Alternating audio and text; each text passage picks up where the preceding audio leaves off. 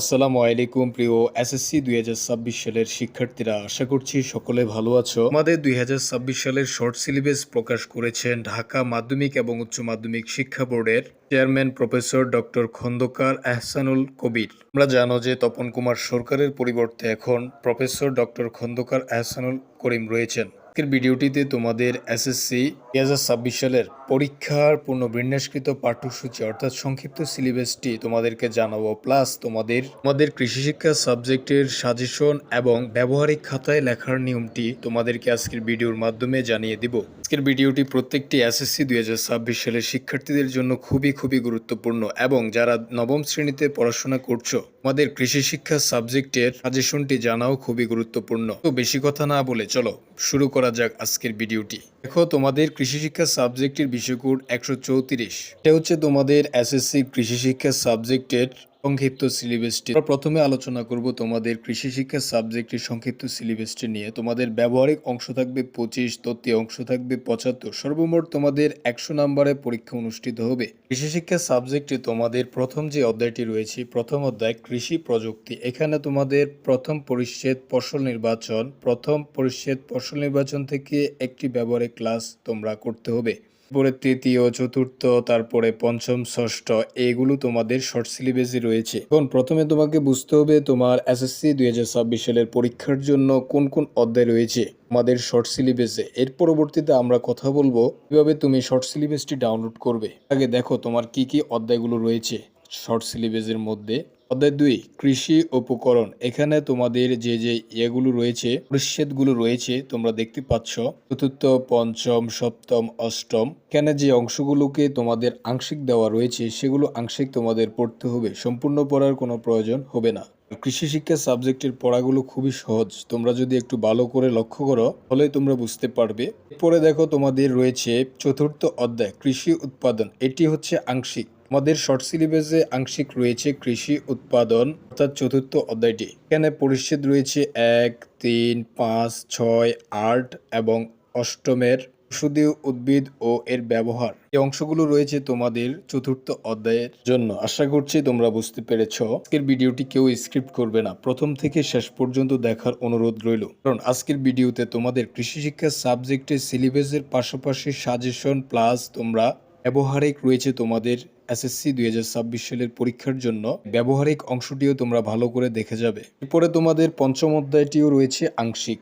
এরপরে আমরা দেখো ব্যবহারিক অংশ নিয়ে একটু কথা বলবো যে তোমাদের এসএসসি 26 সালের পরীক্ষায় কি কি ব্যবহারিক অংশ রয়েছে, এগুলো তোমাদের ব্যবহারিক খাতার মধ্যে লিখে স্কুলে জমা দিতে হবে। ব্যবহারিক সম্পর্কে একটি কথা বলে রাখি যে তোমরা ব্যবহারিক খাতা লিখলে তোমাদেরকে সম্পূর্ণ নাম্বারে দিবে শিক্ষক। লেখার প্রসেসটা জানা তোমার জন্য খুবই গুরুত্বপূর্ণ। দেখো, ব্যবহারিক ক্লাসে ক্রম তালিকা এখানে 1 থেকে 7 পর্যন্ত দেওয়া রয়েছে, অর্থাৎ 60টি টপিক দেওয়া রয়েছে তোমাদের কৃষি শিক্ষার জন্য, যেগুলো তোমাদেরকে ব্যবহারিক লিখতে হবে ব্যবহারিক প্র্যাকটিক্যাল খাতার মধ্যে। তোমরা বাজার থেকে ব্যবহারিক খাতা কিনবে কৃষি শিক্ষার জন্য। এখানে কি কি টপিক রয়েছে দেখো। প্রথমে রয়েছে মাটির প্রকৃতি বৈশিষ্ট্য বিশ্লেষণ করে সরবরাহকৃত বিভিন্ন ধরনের মাটির নমুনা পর্যবেক্ষণ ও শনাক্তকরণ। নাম্বার ব্যবহারিক রয়েছে তোমাদের মাটির পাত্রে বীজ সংরক্ষণ, এটি তোমাদের ব্যবহারিক রয়েছে। 3 নম্বর রয়েছে উদ্ভিদতান্ত্রিক বীজ কৃষিতান্ত্রিক বীজ পর্যবেক্ষণ ও শনাক্তকরণ। এরপর তোমাদের 4 নম্বর রয়েছে পুকুরের পর্যাপ্ত প্রাকৃতিক খাদ্যের উপস্থিতি নির্ণয়, অংশটি তোমাদের ব্যবহারিক অংশে রয়েছে। 5 নম্বরে রয়েছে ধান পাট ফসলের সরবরাহকৃত নমুনা উপকারী ও অপকারী কীট পতঙ্গ পর্যবেক্ষণ ও শনাক্তকরণ। 6 নম্বর রয়েছে তোমাদের ঔষধি উদ্ভিদের সরবরাহকৃত নমুনা পর্যবেক্ষণ ও শনাক্তকরণ। 7 নম্বর রয়েছে সরবরাহকৃত নমুনা গোল কাঠ তার পরিমাণ নির্ণয়। এই অংশগুলো তোমাদের ব্যবহারিক অংশে রয়েছে। এখন দেখো, তোমাদের স্কুলে যেই এখানে 2 থেকে 3টি দিবে আর 4-5টি দিতে পারে, যেগুলো তোমাদেরকে বলবে লেখার জন্য স্কুল কর্তৃপক্ষ, তোমরা ওইগুলোই লিখবে আমাদের ব্যবহারিক খাতায়। আমরা প্রয়োজনে পরবর্তীতে তোমাদের জন্য ব্যবহারিক খাতার জন্য একটি ডেডিকেটেড ভিডিও তৈরি করব। এখন আসি 2026 সালের এসএসসি পরীক্ষার জন্য কৃষি শিক্ষা সাবজেক্টের সাজেশনটি নিয়ে। যে তোমাদের কোন কোন অধ্যায় ভালো করে পড়লে ইনশাআল্লাহ তোমাদের এসএসসি পরীক্ষায় একটি ভালো রেজাল্ট করতে পারবে কৃষি শিক্ষা সাবজেক্টের জন্য। আমাদের কৃষি শিক্ষা সাবজেক্টের সাজেশনটি তৈরি করেছে বিগত 5 বছরের প্রশ্ন অ্যানালাইসিস করে। তোমাদের কৃষি শিক্ষা সাবজেক্টের সাজেশনটি তোমাদের জন্য খুবই খুবই গুরুত্বপূর্ণ এবং যে সকল শিক্ষার্থী আমাদের এই সাজেশনটি ফলো করবে ইনশাআল্লাহ সে ভালো একটি রেজাল্ট করতে পারবে কৃষি শিক্ষা সাবজেক্টের জন্য। আর তোমরা অবশ্যই কমেন্ট করে জানাবে যে পরবর্তী কোন সাবজেক্টের সাজেশন চাচ্ছ। তো চলো এখন তোমাদের সাজেশনটি নিয়ে কথা বলি। আগে প্রথমে বুঝতে হবে যে কোন কোন অধ্যায় থেকে কতটি করে তোমাদের সিকিউ আসে পরীক্ষায় প্রতি বছর। এটা যখন তুমি বুঝতে পারবে তখনই তুমি সাজেশনটিও ভালোভাবে বুঝতে পারবে। আমাদের প্রতি বছরে সিকিউ আসে প্রথম অধ্যায় থেকে একটি, দ্বিতীয় অধ্যায় থেকে 1 থেকে 2টি সিকিউ প্রতি বছর আসে, তৃতীয় অধ্যায় থেকে দেখো 1 থেকে 2টি সিকিউ আসে, চতুর্থ অধ্যায়ের দিকে থাকো এখান থেকে 1 থেকে 2টি সিকিউ আসে অর্থাৎ সৃজনশীল আসে এবং পঞ্চম অধ্যায়ে দেখো তোমাদের একটি সিকিউ সৃজনশীল আসে, ষষ্ঠ অধ্যায়ে তোমাদের একটি সিকিউ আসে, সপ্তম অধ্যায়ে তোমাদের একটি আসে। প্রিয় শিক্ষার্থীরা, আশা করছি তোমরা কয়টি করে সিকিউ আসে বিষয়টা বুঝতে পেরেছো।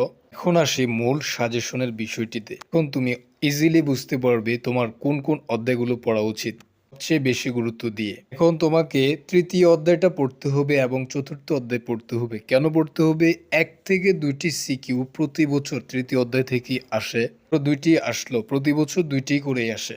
তৃতীয় অধ্যায় কোনোভাবে মিস করা যাবে না, ভালোভাবে তোমাকে আয়ত্ত করতে হবে। এবং দেখো চতুর্থ অধ্যায় তোমাকে 1 থেকে 2টি সিকিউ আসে। এখানে তোমাকে ধরো 2টি করে সিকিউ আসতে পারে। 2026 সালের পরীক্ষার সময় আমাদের প্রশ্ন অনেকটা সহজ রাখার পরিকল্পনা শিক্ষা মন্ত্রণালয়ের।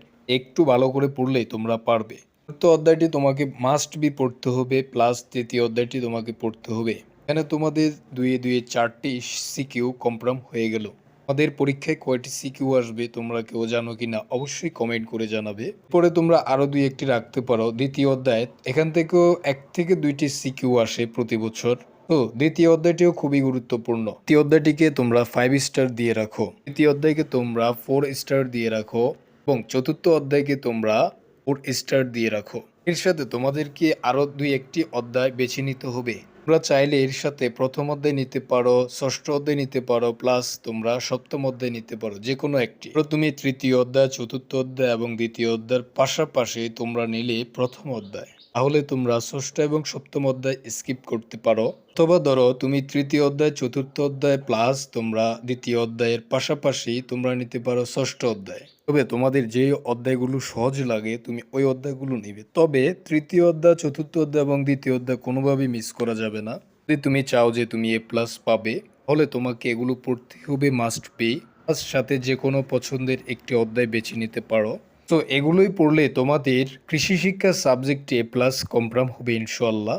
এমসিকিউর সাজেশন হিসেবে তোমাদের জন্য বিগত 5 বছরের বোর্ডের এমসিকিউগুলো সলভ করতে হবে, প্লাস প্রত্যেকটি অধ্যায়ের অনুশীলনীর এমসিকিউগুলো সলভ করতে হবে। তো পড়াশোনা পরীক্ষার সকল আপডেট পেতে চ্যানেলটি অবশ্যই সাবস্ক্রাইব করে রাখবে। সকলকে অসংখ্য ধন্যবাদ। আসসালামু আলাইকুম।